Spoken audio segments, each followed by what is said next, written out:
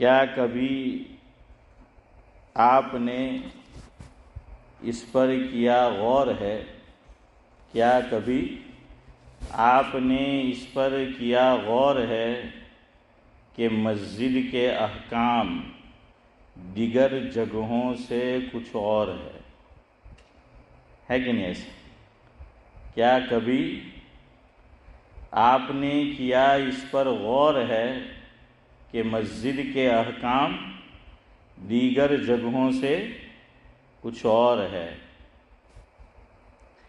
دیا شریعت نے اس بات پہ بہت زور ہے، دیا شریعت نے اس بات پہ بہت زور ہے کہ کرنا نہیں مسجد میں کبھی شور ہے، کہ کرنا نہیں مسجد میں کبھی شور ہے، مگر اب اس معاملے میں پائی جاتی کوتاہی ہے، مگر اب اس معاملے میں پائی جاتی کوتاہی ہے، دیکھ کر یہ چیزیں دل تو دکھتا ہی ہے، دیکھ کر یہ چیزیں دل تو دکھتا ہی ہے، خدا ہم سب کی اس عمل سے حفاظت فرمائے، خدا ہم سب کی اس عمل سے حفاظت فرمائے، تاکہ فرشتے جا کر خدا سے نہ ہماری شکایت فرمائیں، تاکہ فرشتے جا کر خدا سے نہ ہماری شکایت فرمائیں، آمین۔ بات آپ سے بالکل سیدھی سادہ کرنا ہے، بات آپ سے بالکل سیدھی سادہ کرنا ہے، کریں گے آپ بھی اس پہ عمل، یہ ہم سے وعدہ کرنا ہے، انشاءاللہ کریں گے آپ بھی اس پر عمل، یہ ہم سے وعدہ کرنا ہے۔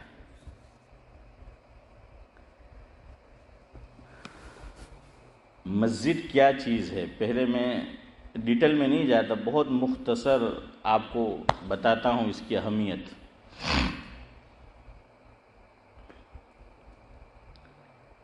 حضرت موسیٰ علیہ السلام پر ایمان رکھنے والے ایک شخص نے حضرت نبی کریم صلی اللہ علیہ وسلم سے یہ سوال کیا، مفہوم ہے، صحیح روایت ہے مسلم شریف میں۔ اس نے سوال کیا کہ محمد یہ بتائیے،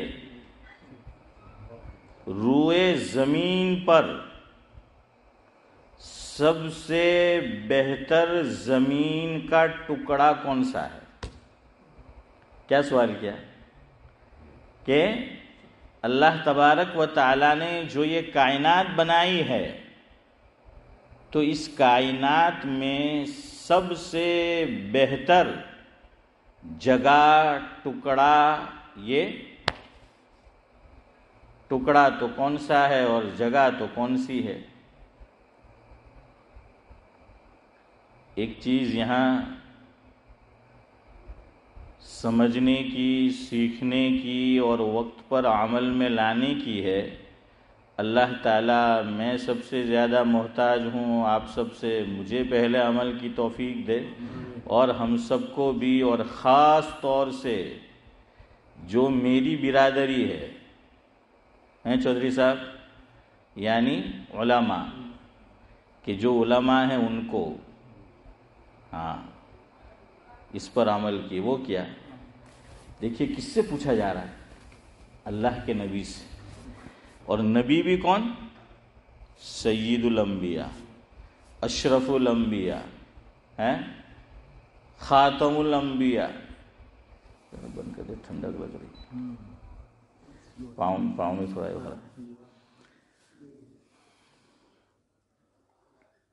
دوسری بات حسن بھائی غور کرو، پوچھنے والا ان الذین آمنوا میں سے نہیں ہے، یہ بھی غور کرنا ہے. پوچھنے والا ان الذین آمنوا میں سے نہیں ہے، اور اس نے پوچھا کہ یہ بتائیے کہ زمین پر سب سے بہتر جگہ کون سی ہے. نمازی آ کر امام صاحب سے کوئی مسئلہ پوچھتے ہیں، کوئی گاؤں کا آدمی آ کر مولوی صاحب سے پوچھتا ہے، مفتی صاحب سے پوچھتا ہے.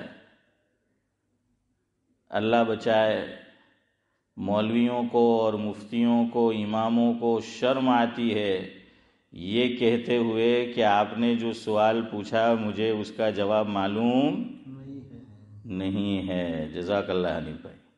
یہ شرم آتی ہے علماء کو، مفتیوں کو، اماموں کو کہ یوں کہہ دے کہ بھائی آپ نے جو پوچھا اس کا جواب نورانی بھائی معلوم نہیں ہے. اس میں کچھ وہ کہتے ہیں نا، کہاوت ہے کہ کچھ سونا کھوٹا ہے اور کچھ مطلب کہ بڑی کہوت مارا ماں باپے મને જ શીખવેલી છે ہیں اسماعیل بھائی. کچھ سونا کھوٹا ہے اور کچھ سنار کھوٹا ہے، یوں کہتے ہیں. کچھ سونا کھوٹا ہے اور کچھ سونار کھوٹا ہے، سونی، ہاں وہ کھوٹا ہے. اسی طرح یہاں کچھ کمی مولویوں میں، اماموں میں، مفتیوں میں، اور کچھ ہے حسن بھائی.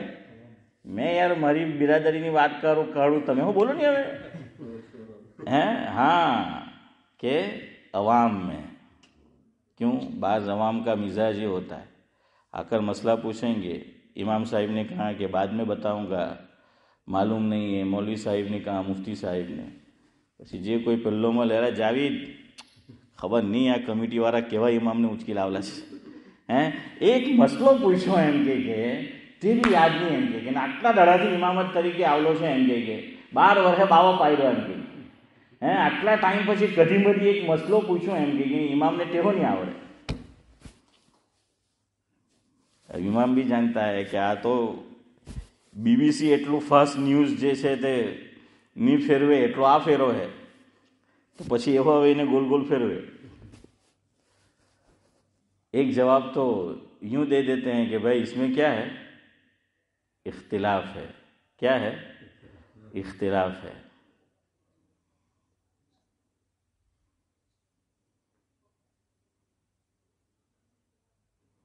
مفتی سعید احمد صاحب پالن پوری رحمۃ اللہ علیہ ایک لطیفہ سناتے تھے کہ ایک پیر صاحب تھے، ان کے مریدین تھے، آ کر باتیں پوچھتے تھے. اب وہ انتقال ہونے لگا تو انہوں نے اپنی نیابت کس کو سپرد کی؟ امین بھائی ہیں، اپنے بیٹے کو. ایک لوتا بیٹا تھا لیکن تھا بدھو ہیں، تب اس کو نیابت سپرد کی. آتا جاتا کچھ نہیں کہ ابا لوگ پوچھنے آئیں گے مجھ سے مسئلہ تو میں کیا کہوں؟ تو کہا کہ جو بھی مسئلہ پوچھنے آوے تو یوں کہہ دینے کا کہ اس میں اختلاف ہے. اس مسئلے میں کیا ہے؟ اختلاف ہے اس مسئلے کے اندر. تو ایک تو مسئلہ پوچھنے آئے تو یہ کہہ دیجیے کہ اس میں اختلاف ہے. دوسرا لوگ تاریخ پوچھنے آتے تھے. تاریخ کہ آج کون سی تاریخ ہے؟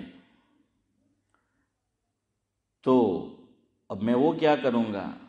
تو انہوں نے کہا کہ روزانہ ایک ایک مینگنی اس کٹورے میں ڈالتے رہنا. تاریخ ہے، پہلی تاریخ تو ایک مینگنی ڈال دی، دوسری تو دوسری، تیسری، تو ایک ایک مینگنی روز ڈالتے رہنا. کوئی پوچھنے کے لیے آوے تو وہ گن کے بتا دینا کہ آج اتنی تاریخ ہے، روز ایک ایک مینگنی جو ہے وہ ڈالتے رہنا. تو کہیں کہ ٹھیک ہے. اب ایک صاحب تاریخ پوچھنے آئے کہ آج کون سی تاریخ ہے، اور اتفاق سے ایسا ہوا جہاں وہ کٹورا یا برتن رکھا تھا اشرف بھائی جس میں مینگنی ڈالتے تھے، تو بکری آئی اور خوب مینگنیاں کر دی اسی جگہ پہ. اب تاریخ پوچھنے آیا ایک آدمی کہ آج کون سی تاریخ ہے، تب وہ اللہ کا بندہ گنتا ہے لیکن ختم ہی نہیں ہوتی. تو اتنی مہنگیاں ہیں، اب کیسے بتائے؟ اب لیٹ ہو رہا ہے، دیر ہو رہی ہے. اس نے کہا کہ ارے پیر صاحب جلدی بتاؤ آج کون سی تاریخ ہے. اب وہ کیسے بتاوے؟ کچھ سمجھ ہی نہیں آ رہا، اتنی ساری مہنگیاں ہیں، سب ساتھ ہو گئی ہے. تو اب آنا تو تھا باہر، تو آ کر کہنے لگے ارے کیا بتائے، آج تو اتنی تاریخ ہے کہ گن ہی نہیں سکتے ہیں، آج تو اتنی تاریخ ہے کہ گن ہی نہیں سکتے. تو خیر بہرحال ایسا معاملہ جو ہے وہ ہوتا ہے کہ لوگ بھی پھر یہ کرتے ہیں کہ بھئی ان کو یہ مسئلہ نہیں معلوم. حدیث پاک میں اللہ کے نبی صلی اللہ علیہ وسلم نے فرمایا، مفہوم ہے، لا اعلم سب سے بڑا علم ہے. لا اعلم کیا معنی حسن بھائی؟ میں نہیں جانتا. کیا معنی؟ میں نہیں جانتا. اس بات کو آدمی جان لے کہ میں نہیں جانتا، یہ بڑا علم ہے. لیکن اس کے لیے دل پہ آرے چلتے ہیں، نفس کو ماننا پڑتا ہے. ارے نہیں جانتا والی بات مولوی کو چھوڑے جاوید بھائی، یہاں تو اپنے غیر مولوی غیر علماء وہ بھی بحث ہوگی. دیکھیں મારી રાય આ છે، મને સમજમાં આવે કે આ મસલો આ પ્રમાણે છે، મારું દિમાગ આ કહે، મારું દિલ આ કહે. એમ કે ડાયરેક્ટ તો કહી નહીં શકે કે ખોટું પડ્યું તો કે મારું માનવું આવું છે એમ કે આ બારામાં. حضرت مولانا ابرار احمد صاحب جلیلی رحمۃ اللہ علیہ فرماتے تھے کہ حضرت عمر ہوتے نا تو تم کو مزہ چکھا دیتے اس بات کا کہ میرا ماننا یہ ہے، میرا دماغ یہ کہتا ہے، میرا دل یہ گواہی دیتا ہے. ارے نہیں معلوم ہے تو کہہ دو نہیں معلوم. اور عوام کو جو مسائل معلوم نہ ہو اس میں بحث کرنی نہیں چاہیے. اس ملک میں چاند کا مسئلہ حل نہیں ہو رہا ہے، کیوں پتہ ہے؟ جن کو منہ نہیں ماننا چاہیے نا وہ زیادہ منہ مار رہے ہیں. بس سمجھ لو اشارے میں زیادہ کھل کے نہیں بولوں گا. جن کو منہ نہیں ماننا چاہیے شبیر چچا وہ زیادہ منہ مار رہے ہیں، اور ہر ایک منہ مار رہا ہے. اور جب سے یہ آ رہا ہے تو ہر ایک بم مار رہا ہے. تو اب اس وجہ سے حنیف بھائی مسئلہ حل نہیں ہو رہا ہے، اور پیچیدہ ہوتے جا رہے. 1 سے 2 جماعت، 2 سے 3، 3 سے 4، 4 سے 5. اور پہلے تو چلو ایک علاقے والے ساتھ کرتے تھے، اب تو علاقے کو چھوڑو گھر والے پھر ساتھ کرتے تھے. اب تو گھر کے اندر بھی باپ کی آج عید ہے تو بیٹے کی کل ہے، ماں کی آج ہے تو بیٹی کی کل ہے. ارے یہ بھی دیکھا اور افسوس ہوا شوہر کی آج ہے بیوی کی کل ہے. ہے نا؟ ہاں یہ ہمارے علاقے کی بات کر رہا ہوں. اکبر الہ آبادی کی بات پر اگر ہم عمل کر لیتے تو شاید مسئلہ بہت جلد حل ہو جاتا. اکبر الہ آبادی نے اشرف بھائی کہاں ہے، علمی بحث میں نے کی ہی نہیں، علمی بحث میں نے کی ہی نہیں، فالتو عقل مجھ میں تھی ہی نہیں.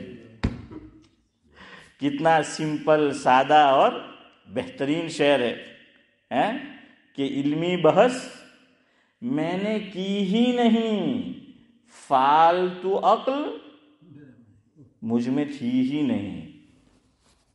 بھائی جو جس فیلڈ کا ماہر ہے، جس کی ہے اس پہ چھوڑ دو، لیکن نہیں ہر ایک کو اس میں گھسنا ہے، ہر ایک کو سر مارنا ہے. ارے سر کیا، اب تو پاؤں مارتے ہیں، اب تو جو ہے پاؤں مار رہے ہیں، اس لیے بگڑتا جا رہا ہے.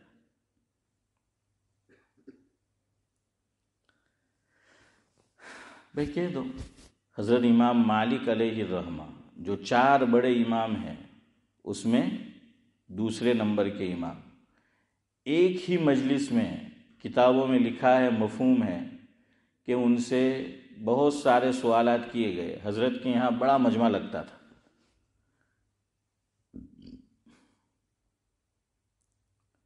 کم و بیش ایک ہی مجلس میں 40 مرتبہ امام مالک علیہ الرحمہ نے سائل سے اور سامعین سے سوال کے جواب میں یوں کہا، لا ادری لا اعلم. کیا کہا؟ لا ادری، میں نہیں جانتا، لا اعلم، مجھے نہیں معلوم. جو بات ہے وہ کہہ دی، بالکل بھائی مجھے نہیں معلوم. جو حق و علماء ہے، جن کو اللہ کا خوف ہے، اللہ سے ڈرتے ہیں، وہ ان کی عزت جاوے تو جاوے، مقتدی باتیں کرے تو کرے، سائل باتیں کرے تو کرے، لیکن وہ جیسا ہے ویسا ہی کہہ دیتے کہ بھائی ہمیں نہیں معلوم.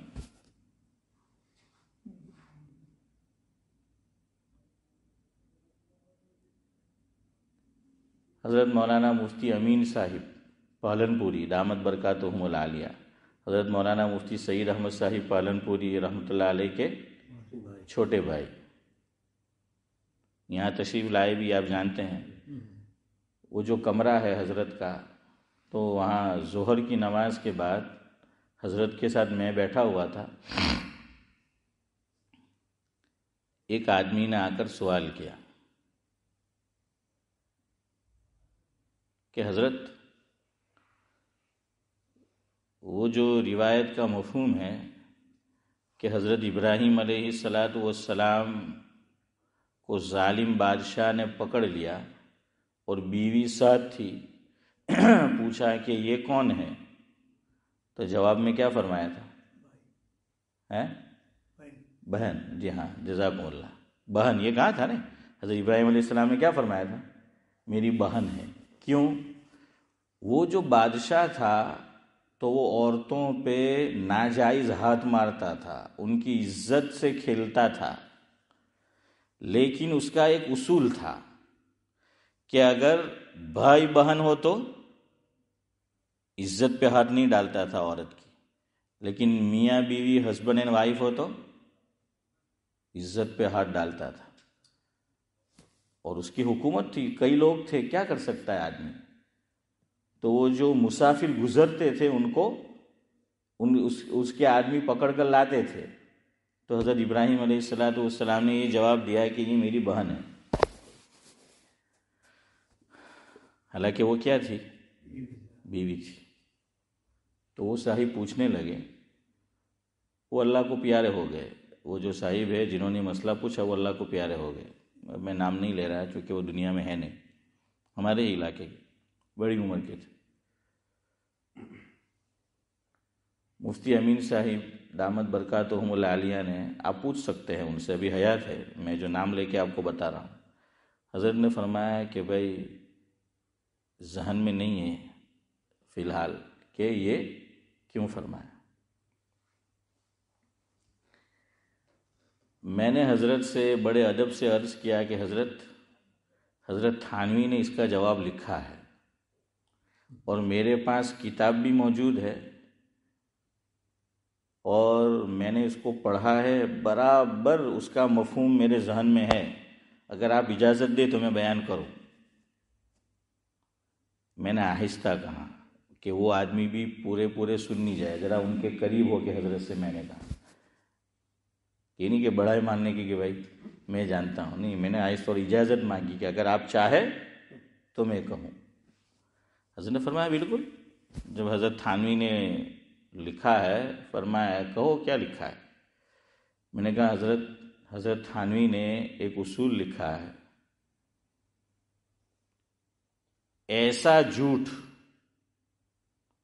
یعنی بظاہر وہ جھوٹ معلوم ہو رہا ہے، ایسا جھوٹ کہ جس سے سامنے والے کا نقصان نہ ہو اور اپنا بھی نقصان نہ ہو، دونوں کا نقصان نہ ہو. جھوٹ کیوں حرام ہے؟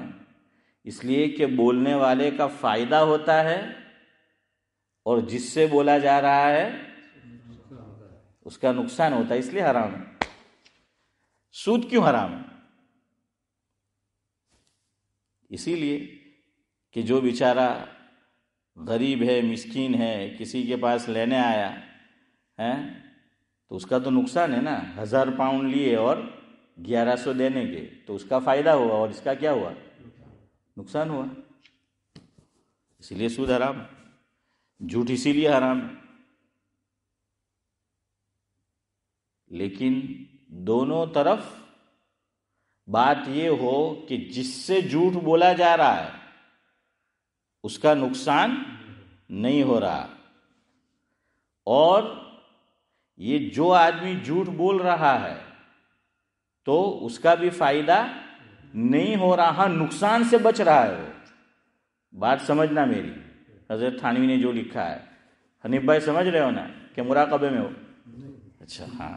تو کیا ہے کہ جھوٹ، چلے میں پھر بولتا ہوں، جھوٹ اس لیے حرام ہے، گناہ کبیرہ ہے اور ناجائز ہے کہ اس میں جھوٹ بولنے والے کو فائدہ ہوتا ہے، اور جس سے جھوٹ بولا جا رہا ہے اس کا کیا ہوتا ہے؟ نقصان ہوتا ہے.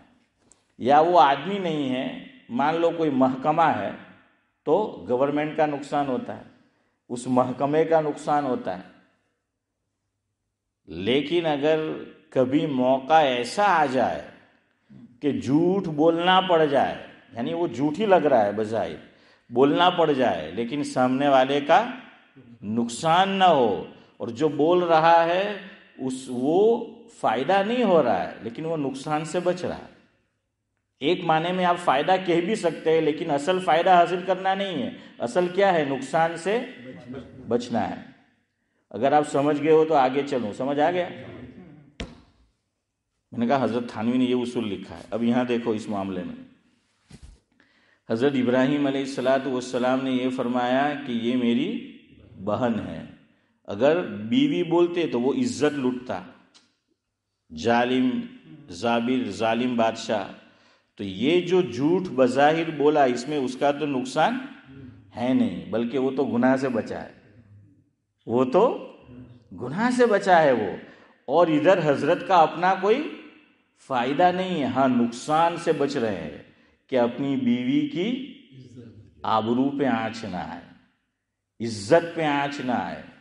تو اگر ایسی بات ہے تو پھر جھوٹ بولنا جائز ہے، گنجائش ہے. اگر آپ جائز نہیں کا ورڈ نہ یوز کریں، کیا ہے؟ گنجائش ہے.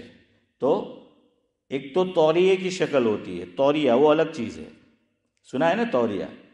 توریہ وہ الگ چیز ہے. توریہ کیا ہے کہ آدمی صحیح بول رہا ہے لیکن چکما دینا کہ سامنے والا کچھ اور سمجھتا ہے.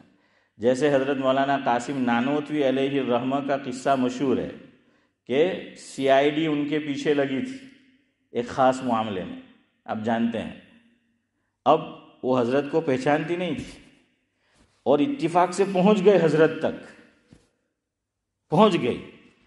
اب حضرت سے ہی پوچھ رہے ہیں کہ قاسم نانوتوی کو دیکھا ہے؟ اسماعیل بھائی کیا پوچھ رہے ہیں؟ قاسم نانوتوی کو دیکھا ہے؟ اب جیسے میں بیٹھا ہوں، حضرت ویسے بیٹھے تھے یا کھڑے تھے جو بھی ہو، لیکن یہ اس جگہ پہ تھے.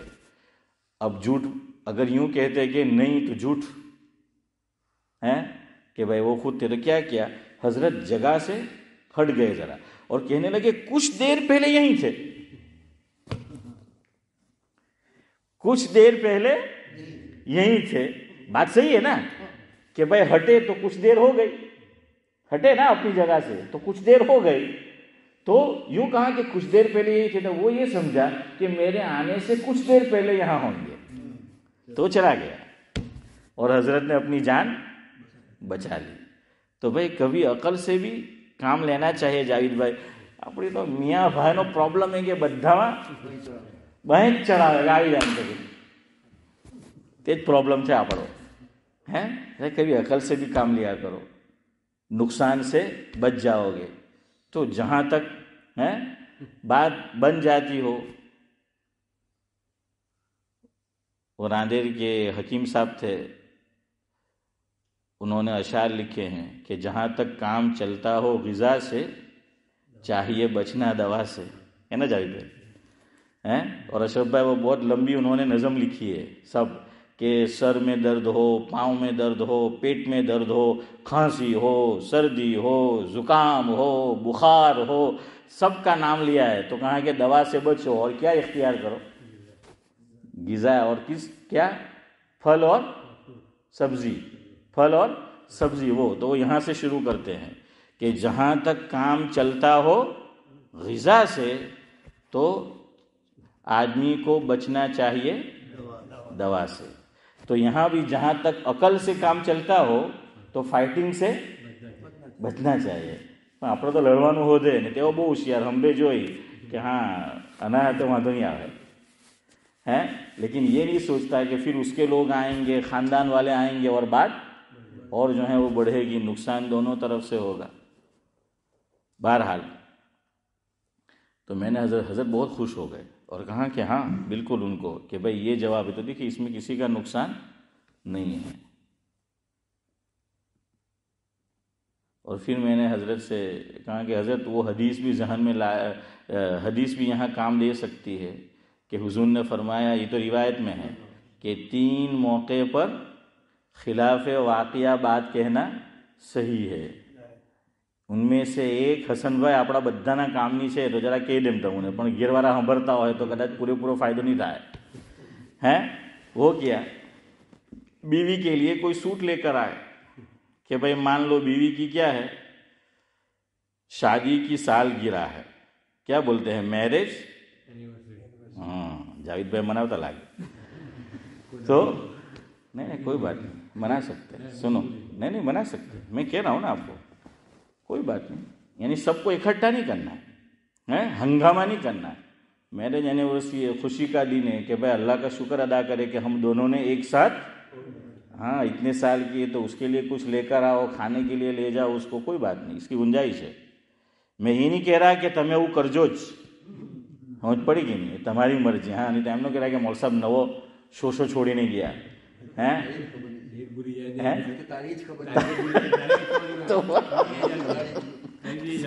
અલ્લાહુ અકબર. પણ સબી છતાં તમે ભૂલી જાય છે તો ચાલે કે બહુ વર્ષ થયા હે, પણ હવે યાદ તો રાખવું જોઈએ ને યાર.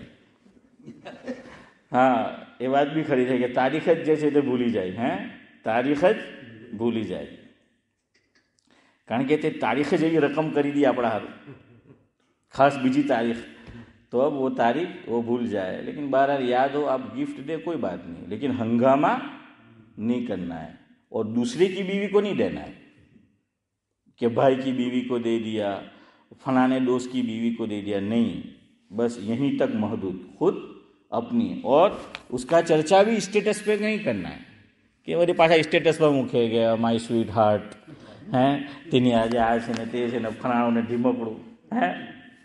تو وہ سب نہیں. دیکھیے شریعت گنجائش دیتی ہے پر بگاڑے આપણે લોકો. بہت سارے مسائل آگے بات آئے گی کہ اس لیے پھر منع کر دیا، کیوں ہم نے اس میں سب رسومات رواج اور لوازمات اس میں لگا دیے. تو اب آپ مفتی صاحب سے پوچھنے جاؤ، مولوی صاحب سے پوچھنے جاؤ تو وہ منع کرے گا. کیوں کہ میں انہیں آنگلی دیوا تو یہ پہنچ پکڑ ہے. تو اتنا اگر آپ کرتے ہیں تو ٹھیک ہے کہ بھائی ہے اور لا کر جو ہے اس نے دے دیا، بیوی شوہر کو جو ہے وہ لا کر دے دے، کوئی بات نہیں. اور اللہ کا شکر ادا کرو، 2 رکعت نماز بھی پڑھو ساتھ میں، شکرانے کی کہ ہم دونوں نے مزید 1 سال جو ہے وہ پورا کر لیا. تو بہرحال وہ گنجائش نکل سکتی. تو حضور نے کیا فرمایا اس روایت میں کہ بھائی ہسبینڈ کوئی چیز بیوی کے لیے سوٹ لے کر آیا یا سونے کی کوئی چیز انگوٹھی یا کنگن یا کوئی ایسی چیز دے کر آیا اور اس کی پرائز تھی 300 પાઉન્ડ. بیوی نے پوچھا کتنے کے لائے تو کہنے لگے کہ 400 પાઉન્ડ 500 પાઉન્ડ. પણ એટલું યાદ રાખજો કપડાં હોય બીજું કંઈ સ્ટીકર કાઢજો ઉપરથી હે નહીં તો બેઠા જ નહીં પકડાઈ જાય. તો બહرحال کیا ہے کہ اس کا دل خوش ہو، اس میں اس کا نقصان ہوا نہیں ہوا اور اس کا دل خوش ہو گیا کہ بھائی اتنی قیمتی چیز میرا شوہر میرے لیے لے کر آیا. لیکن اتنا اہتمام کرنا، جس دکان سے لائے ہو 1 سال تک وہاں مت لے جانا واپس ہے. تو خیر بہرحال یہ حضور نے فرمایا. اسی طرح دوسرا موقع کہ دو بھائیوں میں جھگڑا ہے، دو دوستوں میں جھگڑا ہے، دو پڑوسیوں میں جھگڑا ہے، تو ہم کو معلوم ہے کہ بھائی دو آدمی لڑے ہیں. اب ہم نے جا کر دونوں سے یہ کہا کہ یار تیرا جس کے ساتھ جھگڑا ہے نا وہ تو تیری بہت تعریف کرتا ہے، وہ تو تیرے بارے میں بہت اچھی باتیں کہتا ہے. دوسرے کو بھی جا کر یہ کہا، حالانکہ اس نے تو غلط باتیں بولی تھی ہیں، ہاں، لیکن ہم نے کیا کیا، اس کو جا کر اچھی اچھی باتیں اس کے متعلق کہی، تو آدمی کا دل کیا ہوگا، نرم ہوگا کہ اچھا میں આના બારામાં આવું સોચું ને આ તો મારા હારું આટલું સારું ગુમાન રાખે ہے نا. تو وہ یہ جو ہے وہ سوچے گا تو دونوں میں کیا ہو جائے گی، صلح ہے نا نذیر بھائی، صلح جو ہے وہ ہو جائے گی. تو اس طرح کر سکتے ہیں. لیکن یہاں بھی پرابلم ہے، આપણે સુલહ કરાવવામાં માસ્ટર નહીં، લાકડા લડાવવામાં માસ્ટર ہیں. اگر اس نے اچھی بات بھی کہی ہے تو دو لگا کے کہیں گے کہ صلح ہوتی ہو تو بھی نہیں ہوئے. اور قرآن نے کیا فرمایا، والصلح خیر، صلح میں خیر ہی خیر ہے. صلح میں کیا ہے، خیر ہی خیر ہے. لیکن اب تو ہمارے یہاں لڑائیاں ہوتی ہے، وہ صلح ہوتی ہی نہیں. اور اس میں بھی دو مولوی لڑے نا، اس میں صلح اور مشکل. عوام لڑے تو مولوی صلح کرا دیتا ہے، لیکن مولوی لڑے تو کون صلح کرائے. خیر بہرحال چلے اب ٹاپک پہ آئے، بات کہیں اور نکل گئی. میں آپ کو یہ کہہ رہا تھا کہ حضور سے سوال کیا کہ زمین کا کون سا حصہ سب سے بہتر ہے. حضور نے جواب میں فرمایا، اور وہ ان الذین آمنوا میں سے نہیں تھا، مجھے نہیں معلوم، میں جبریل امین سے پوچھ کے بتاؤں گا. کیا فرمایا، جبریل امین سے. جبریل امین تشریف لائے، حضور نے یہ سوال رکھا کہ مجھ سے یہ سوال کیا ہے. جبریل امین نے بھی جواب میں فرمایا کہ حضرت مجھے بھی نہیں معلوم، میں اللہ تعالیٰ سے پوچھ کے بتاؤں گا. اب جبریل امین کا تو کام بن گیا اس مرتبہ. اب وہ پوچھنے گئے. حدیث پاک میں آتا ہے جبریل امین جب واپس تشریف لایا آقا کے پاس تو یہ فرمایا کہ آج میں اللہ تعالیٰ سے اتنا قریب ہوا کہ اتنا قریب اس سے پہلے کبھی نہیں ہوا تھا. غالباً یہ فرمایا، حدیث کا لفظ ہے، الفاظ ہے کہ میرے اور اللہ تعالیٰ کے درمیان نور کے 40,000 پردے حائل تھے. اتنا قریب میں کبھی نہیں ہوا تھا. جیسے اللہ کی شان جیسے بھی اللہ ہے ہم نہیں جانتے. تو فرمایا اتنا قریب میں کبھی نہیں ہوا تھا. تو کبھی ایسا بھی ہو جاتا ہے نا کہ پوچھتا کوئی اور ہے اور لاٹری کسی کی لگ جاتی ہے نا. جبریل امین اتنے قریب جو ہیں وہ ہو گئے. اب یہاں ایک مسئلہ علماء نے یہ لکھا کہ پوچھنے والا ایک سوال پوچھتا ہے، آپ کو لگتا ہے کہ اس کا جو مخالف ہے، مفہوم مخالف، تو وہ بھی جواب دے دینا چاہیے. تو کوئی بات نہیں، یہ مفتی کے اوپر ہے، مولوی صاحب کے اوپر ہے جو مسئلہ پوچھا ہے کہ ایک بات پوچھی آپ اس کو دو بات بتا دیں. یہاں حضور نے یہی کیا. اس نے تو صرف ایک سوال کیا تھا. حضرت موسیٰ علیہ الصلوۃ والسلام پر ایمان رکھنے والے نے کیا سوال کیا تھا کہ کون سا حصہ زمین کا سب سے بہتر ہے. یہ نہیں پوچھا تھا کہ کون سا سب سے برا ہے. لیکن اللہ تعالیٰ کی طرف سے جو جواب دیا گیا اور جبریل امین لے کر آئے تو دونوں جواب دیے گئے. فرمایا کہ احب البلاد الی اللہ مساجدها وابغض البلاد الی اللہ اسواقها، کہ روئے زمین کا سب سے بہتر حصہ وہ ہے جو مساجد ہے. جتنا شرعی مسجد کا ایریا ہے، جو ہماری مسجد میں آپ کو سمجھا چکا ہوں کبھی کہ مسجد دو ہوتی، ایک عرفی مسجد اور ایک شرعی مسجد. ٹوائلٹ کا جو حصہ ہے وضو خانہ کا ہے، کچن کا ہے، آفس ہے، روم ہے، یہ سب بھی مسجد ہے. لیکن مسجد شرعی نہیں ہے، وہ کیا ہے، عرفی مسجد. اور وہاں بغیر وضو کے بھی میں اور آپ داخل ہو سکتے ہیں. لیکن یہ جو 4 مینار ہے حیدرآباد کے 4 جو دروازے ہیں ہماری مسجد میں جاوید بھائی، تو یہاں سے شرعی مسجد یہ شروع ہوتی ہے. یہاں بغیر وضو کے داخل نہیں ہو سکتے، ناپاک آدمی یہاں داخل نہیں ہو سکتا. کیا نام ہے اس کا؟ عرفی. عین را فا یا. عرف کا معنی یہ کہ ہماری عام بول چال، ہم لوگ جو بولتے ہیں اس کو عرف کہتے ہیں، کہ ہماری عام بول چال میں. اب ایگزامپل میں آپ کو مثال دوں، آپ وہاں جہاں جوتے رکھ رہے ہیں یا وضو خانہ ہے، کسی کا فون آیا، اگر نیٹ ورک آ رہا ہے، آپ سے پوچھے چودھری صاحب آپ کہاں ہو، تو آپ کیا کہیں گے؟ میں مسجد میں ہوں، یہی بولیں گے نا کہ میں کہاں ہوں؟ کیزن روڈ مسجد میں ہوں، مسجد قباء میں ہوں، حالانکہ آپ مسجد میں تو ہے، شرعی مسجد میں نہیں ہے، عرفی میں ہے، لیکن آپ نے صحیح بولا، کیوں؟ وہ بھی مسجد ہے، دو حصے کیے ہیں، ایک عرفی مسجد کہ عرف میں ہم یعنی ہماری بول چال میں ہم کیا بولتے ہیں کہ یہ بھی مسجد ہے۔ بھائی اب منی کاب والے ہمارے یہاں بعض لوگ آتے ہیں کہ بیچاروں کو تقاضا ہوتا ہے پیشاب پاخانے کا، اور چھوٹے دنوں میں مسجد کھلی رہتی ہے ظہر کے بعد سے مغرب تک، تو آ کر وہ فارغ ہو گئے، چلو نماز انہوں نے کہیں اور پڑھ لی ہوگی، پوچھا کسی نے کہ بھائی حاجت لاگے کہاں فارغ تھے نہ آئے ہو، تو کہ مسجد قباء میں کہیں نا، یعنی مسجد قباء نہ ٹوائلٹ میں، تو وہ مسجد لفظ استعمال کرتا ہے، لیکن وہاں مسجد سے مراد ہے عرفی مسجد جو ہم بولتے ہیں، اور یہ شرعی مسجد تو اس کے احکام الگ ہے۔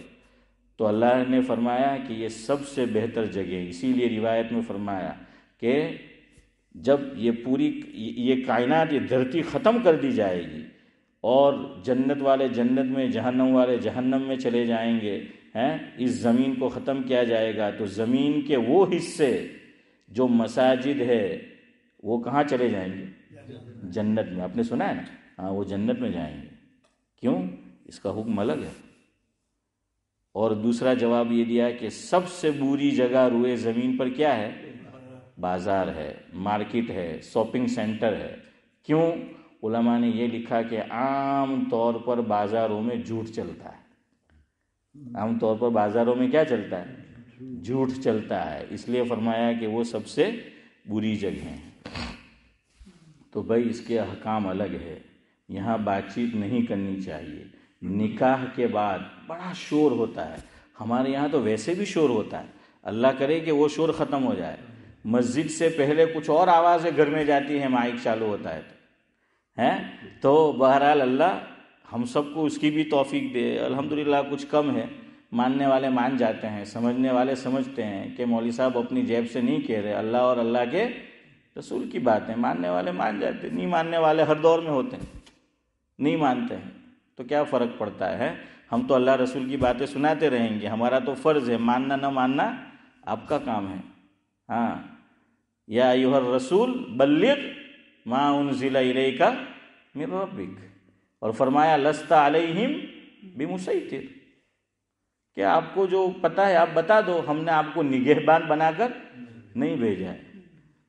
بعض لوگ کہتے ہیں کہ مول صاحب આટલા વર્ષથી તમે એમ કે ઇમામત કરાવે ફલાણા, તમે આ વસ્તુ ختم نہیں કરી શક્યા, તમે کہ ભાઈ હું કરવાનો, جو کرنا تھا ہم نے وہ کیا ہے، اب تو ہی نہ چاہے تو باتیں ہزار ہے، بہانے ہزار ہے، جو بھی کہہ لے۔ ماننے والے مانتے، میں جانتا ہوں ایسے لوگوں کو جو پہلے بیٹھتے تھے اب نہیں بیٹھتے، وہ مانتے ہیں ماننے والے، اب نہ مانے اس کو کیا کیا جائے۔ نہ ماننے والے تو نبی کی بیوی نے بھی نہیں مانا، نبی کے بیٹے نے بھی نہیں مانا، نبی کے چچا نے بھی نہیں مانا، نہ ماننے پہ آئے تو ماننے والوں نے نہیں مانا، اس کا کیا کر سکتے؟ یہ تو اللہ نے فرما دیا۔ تو یہ کسی عالم پہ، کسی مفتی صاحب پہ، کسی مولوی صاحب پہ، کسی امام پہ آپ اس طرح اعتراض نہیں کر سکتے، کیوں؟ اس کا کام بتانا ہے۔ اللہ فرماتے خود نبی سے لست علیہم بمسیطر، ہم نے آپ کو داروغہ بنا کر نہیں بھیجا ہے۔ بہرحال جلدی 5 منٹ لوں گا میں، بات نکلی ہے تو دیکھیے مفتی تقی عثمانی صاحب دامت برکاتہم العالیہ، پھر میں بات ختم کرتا ہوں، بہت اچھی بات لکھی ہے۔ حضرت کا بیان ہے نکاح کے اوپر، کتاب کا نام ہے اصلاحی خطبات، حضرت کے خطبات ہے، والیوم نمبر ہے 11 اور صفحہ نمبر ہے 71-72، جو نسخہ میرے پاس ہے اس میں لکھا ہے۔ جلدی 5 منٹ پھر میں ختم کرتا ہوں، اس میں سے بھی آپ کو کچھ سنانا تھا۔ یہ حضرت مولانا یوسف لدھیانوی رحمۃ اللہ علیہ، ان کے حدیث کے دروس ہے، ہمارے یہاں بھی تشریف لائے، تو اس میں بھی مسجد کے تعلق سے جو بات چیت ہوتی ہے، مسجد کے اندر کے ایریے میں شور و شغب ہوتا ہے، شور و غوغا ہوتا ہے، شور ہوتا ہے، اس تعلق سے، تو میں نے کہا میں آپ کو اس میں دیکھ کر ہی سنا دوں حضرت کے ہی الفاظ میں، لیکن اس کے لیے موقع نہیں ہے تو اس کو رہنے دیتے ہیں، لیکن اس میں سن لو۔ کیوں؟ یہ حضرت کا نکاح کا ہی بیان ہے۔ کس کا بیان ہے؟ نکاح کا بیان ہے یہ۔ اور امتیاز بھائی نے جو پوچھا وہ بھی نکاح کا، کہ نکاح کے بعد بہت شور ہوتا ہے. اب یہاں میں آپ سے یہ کہوں گا، دیکھیں ہر نکاح میں تو میں بھی نہیں ہوتا، کبھی مولوی محمد ہوتے ہیں، کبھی وہ ہوتے ہیں میں نہیں ہوتا، کبھی میں ہوتا ہوں وہ نہیں ہوتے.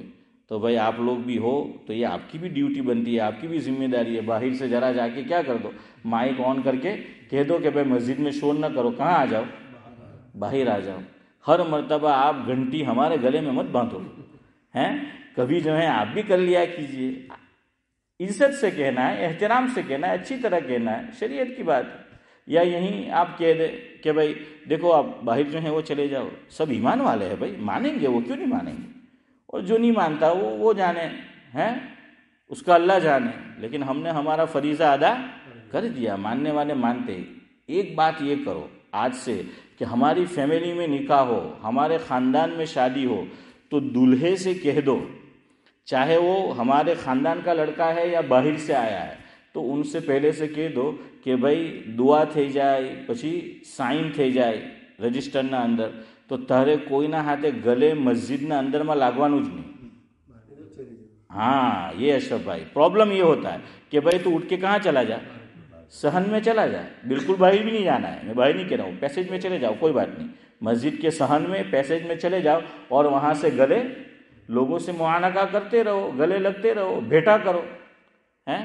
تو وہاں چلے جاؤ. وہ دلہا ہی چلا جائے گا تو پھر مسئلہ نہیں ہوگا. سمجھ آیا کہ نہیں؟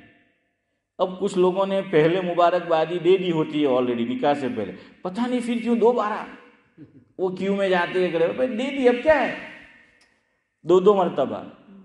تو کیا کرو، اپنے خاندان کے یا دوست و احباب میں تو کریں گے نا، اس کو کہو کہ کہاں چلے جاؤ. بلکہ اب تو میں نے سوچا ہے کہ اگر میں رہا تو انشاءاللہ یاد رہا تو میں ہی کہہ دوں گا پہلے کچھ عرصے تک ہر نکاح میں. ویسے ابھی تو ٹھنڈی آئی تو نکاح کی برف جم جائے گی، ہاں اب پگھلے گی سمر میں. تو بہرحال حضرت بہت اچھی بات ہے. 2 حدیثیں ہیں، دونوں حدیث حضرت نے سمجھائی ہے. جلدی اب بات نکلی ہے آپ کی، 5 منٹ لے لوں. ترمذی شریف کی روایت، اللہ کے نبی صلی اللہ علیہ وسلم نے فرمایا اعلنوا هذا النکاح وجعلوه فی المساجد او کما قال علیہ الصلاۃ والسلام. کیا مفہوم ہے کہ نکاح اعلان کے ساتھ کرو، چھپ چھپا کر مت کرو.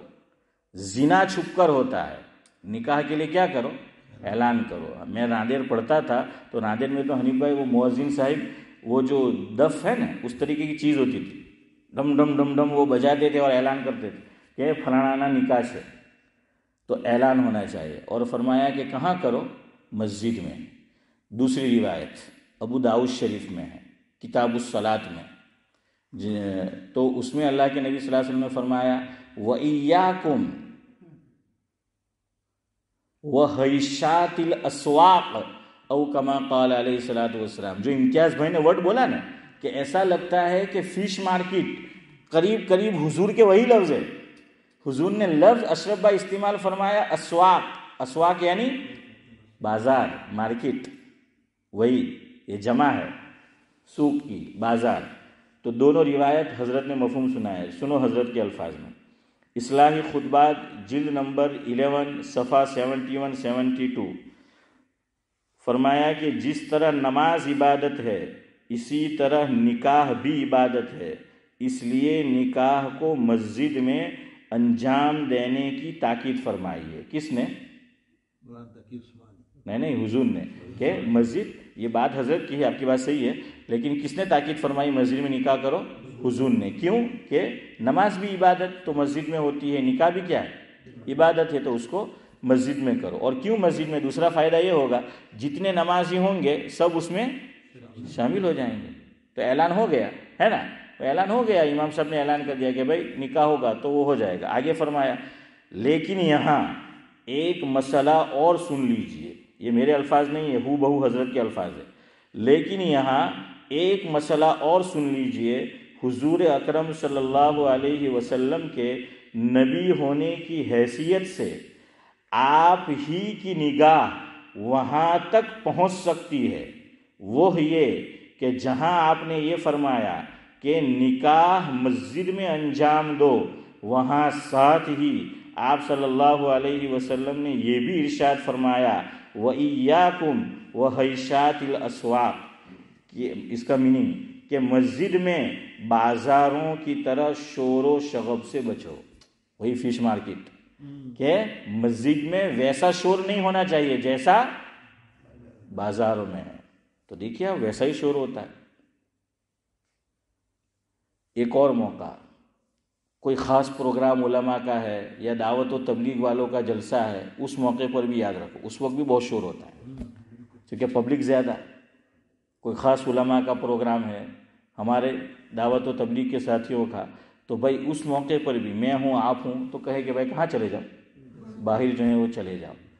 بہرحال کہ مسجد میں بازاروں کی طرح شور و شغب سے بچو. اب ہمارے ہاں اس کا اہتمام تو ہے کہ نکاح مسجد میں ہوتے ہیں، لیکن اس حدیث کے ذریعے حضور اکرم صلی اللہ علیہ وسلم اس طرف توجہ دلا رہے ہیں کہ ایسا نہ ہو کہ نکاح تو مسجد میں کر لیا لیکن نکاح کے نتیجے میں مسجد کے اندر شور و شغب شروع ہو گیا.